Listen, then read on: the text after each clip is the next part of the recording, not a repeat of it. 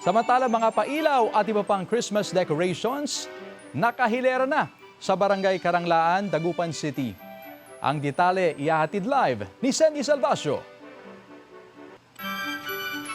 Sandy? Dito sa Karanglaan, bagamat nararanasan ang pag-ulan, ay hindi naman ito nagiging hadlang sa pagputitap ng mga Christmas decoration upang ipahatid ang nalalapit na diwa ng Pasko. Talaga nga namang Christmas vibes ang dala ng mga Christmas lights na ito sa Barangay Karanglaan, Dagupan City. From shining paroles to snowman lanterns, tiyak na mararamdaman ng kahit na sino ang nalalapit na Pasko. Ang saya dahil malapit na po yung isineselebrate natin, na malapit na rin ipapanganak ang ating Lord Jesus Christ. At saka ang sabi nga nila, Christmas is spirit, love po, at saka tulong-tulong lang po tayo. Ayon naman kay Nanay Lalaine, ikalawang linggo pa lang ng Setyembre pero marami na raw ang mga bumibili at umu-order ng Christmas decoration sa kanilang pwesto.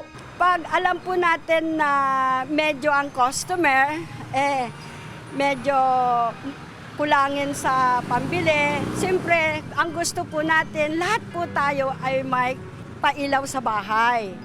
Kahit konting ano lang po, para lang magkaroon sila ng palamuti sa bahay. Bumisita sa pwesto si Ate Rowena upang tumingin ng mga Christmas decoration.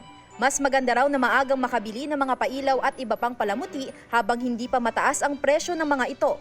Nagkakamasa ko ma'am para makita ko po yung mga presyo po kung magkano po yung totaling mga presyo niya, kung sino po ang mas mura.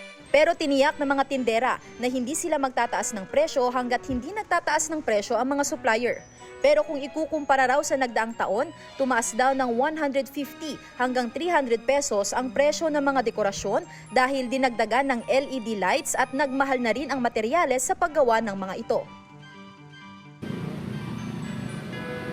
Chris, maliban sa nakagisnan natin ng mga star-shaped parol, ay meron din silang iba't ibang disenyo na nakadisplay dito sa kanilang pwesto. Katulad na lamang nitong makikita natin na reindeer Christmas decoration. At maliban dyan, ay sa bahaging ito naman, makikita rin ang Eiffel Tower inspired na kanilang Christmas decoration at yung nabanggit kanina na snowman lantern. At sa pagkikipag-usap naman natin sa may-ari nitong pwesto, nabanggit nila na itong mga Christmas lantern na ito, yung pinakamaliit sa kanilang pwesto ay nagkakahalaga ng 850 pesos. Ito yung pinakamura sa kanilang mga produkto. At ito namang nakadisplay na malaking parol ay nagkakahalaga naman ng 5,500 pesos. Gayunman mga kapuso, muli na namang nagpaalala ang Bureau of Fire Protection na laging mag-iingat sa paggamit nitong mga Christmas decoration at Christmas lights dahil maaari pa rin itong maging sanhi ng sunog. Kaya naman kung hindi na ginagamit ay huwag kalimutan na alisin ang mga ito sa kanilang mga saksakan.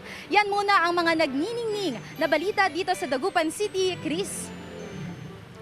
Maraming salamat, Sandy Salvacio.